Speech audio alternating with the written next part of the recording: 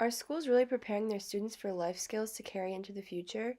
Does the current day purpose of school define the qualities we want in citizens of future generations? The purpose of schooling means something different to every person involved in the education system. For example, in Dean Dantley's Seminar Number 1, he talked about the definition of the education system and what it has become today.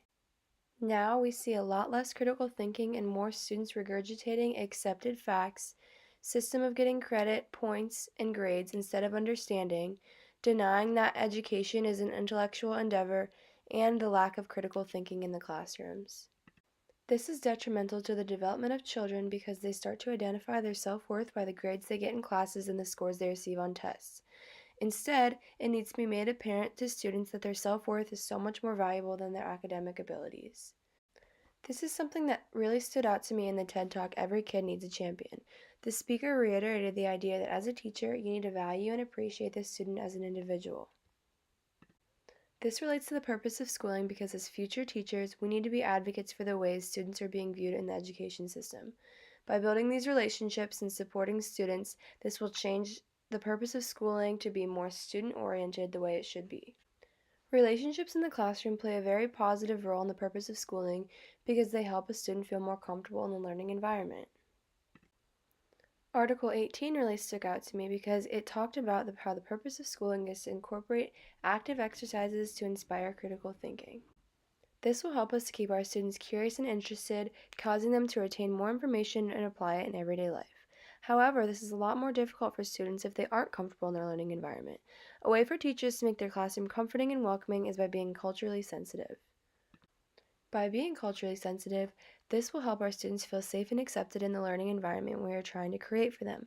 When students feel more comfortable, this is when they can really let their filter down and feel confident asking challenging questions that will help their curiosity as well as helping them find the answers to crucial information that they will retain and apply in their future endeavors. Another important question that we addressed during this semester in EDT 190 is, what does it mean to teach? This was a very loaded question and at first was very difficult for me to answer. Luckily, the TED Talk Dangers of a Single Story gave me a little more insight to the question and the possible answers. The formal definition of a teacher is one whose occupation is to instruct. This seems pretty black and white, but there are many gray areas in the teaching profession. The speaker in this TED Talk grew up in Nigeria and was only exposed to white culture in her literature. This is potentially dangerous to young children of different races because the speaker didn't know people like her could exist in literature. What I take away from this is that it is important that children, starting at a young age, need to be exposed to other types of people and cultures in their schooling. This helps them to grow up and be open-minded all while feeling accepted in the classroom. I need to create an environment in the classroom in which everyone's differences are recognized but everyone is valued the same. This is when the true meaning of teaching becomes something personal and valuable to me, but what I found out through class is that some values that teachers have are different. This can change the way they shape and deliver their curriculum. This is referred to as teacher autonomy. The TED Talk Shut Up and Let Me Teach talked about the importance of teacher autonomy and being able to reach out to your students. Teacher autonomy is when teachers are given independence by their authorities and each have individual ways of teaching curriculum that they might find more effective and engaging. I took away that it is important to base your autonomy off of what you find effective for your students. The purpose of teaching is to find ways to grasp your students' curiosity and inspire critical thinking about the world. This cannot be achieved if you as a teacher are not constantly standing up for what you think is effective for your autonomy. By getting a better insight on what teaching means today, I believe that this will stay with me in the future and help me become a transformative teacher. This is where our third critical question comes into play. What does it really mean to be a transformative teacher? Dr. Tom Petter's seminar was very influential in helping me break down the meaning of this question. Something that he reiterated that resonated with me was the importance of relationships between teachers and their students. This relates to my childhood experience in elementary school. I would continuously be bullied by my classmates, and one of my teachers noticed this and looked out for me. She went great lengths to create a relationship with me and made me more comfortable in the classroom. Just like everything, challenging our own views with teaching can be difficult because there are many gray areas. The next source that enlightened me about this idea was Willing to be Disturbed. This article started out with discussing further into these gray areas that I previously mentioned. Everyone has a different perception of life stemming off this personal experience.